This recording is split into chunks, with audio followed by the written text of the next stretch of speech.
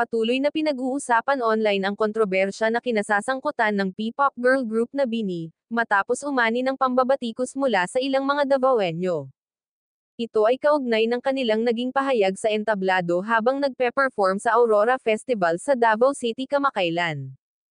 Ayon sa mga ulat, habang nagpe-perform ang grupo, nagbiro ang kanilang leader na si Joanna Robles tungkol sa lokasyon ng event na umano'y malapit sa isang crocodile park.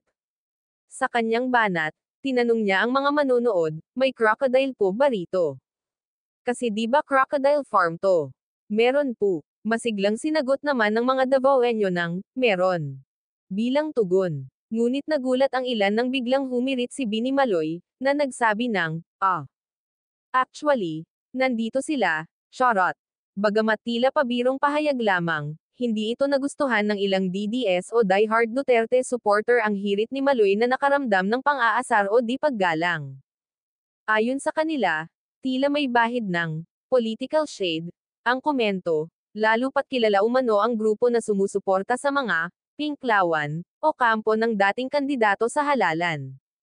May ilan pang ang nanawagan ng boycott laban sa grupo, habang ang iba naman ay nagsabing dapat umanong ideklara ang BINI bilang persona non grata sa lungsod. Banat ng isang diehard Duterte supporters, mag-perform na lang kayo, nandyan pa naman kayo sa Davao, di ba? Hindi na ako natutuwa, minahal at tinanggap kayo ng mga taga Davao. Maayos namin kayong tinrato, kahit umuulan, hindi kayo iniwan. Tapos mamumuliti ka kayo. Huwag kaming paandarin ng kung ano-ano.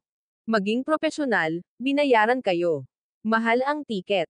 Tinanong pa niya kay acting Davao City Mayor Sebastian Duterte kung ano ang masasabi nito. Hamon pa niya kay Maloy, linawin mo nga yang sinabi mong, actually, andito sila, ba ni Maloy? Huwag ninyo kaming bastyusan, dahil hindi namin kayo binastos kahit alam naming pinklawan kayo. May ilang tagahanga rin ng grupo ang nagtangkang ipagtanggol ang mga miyembro. Ayon sa kanila, malinaw na biro lamang ang mga sinabi ng mga performer at hindi dapat palakihin ang isyu.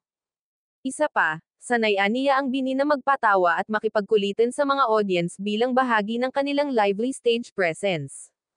Gayunpaman, sa gitna ng mainit na diskusyon, marami pa ring netizens ang nanindigang hindi kanais-nais ang biro.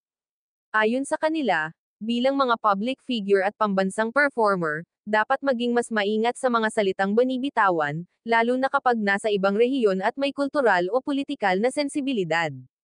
Hanggang ngayon ay wala pang opisyal na pahayag mula sa BINI o sa kanilang management ukol sa naturang isyu.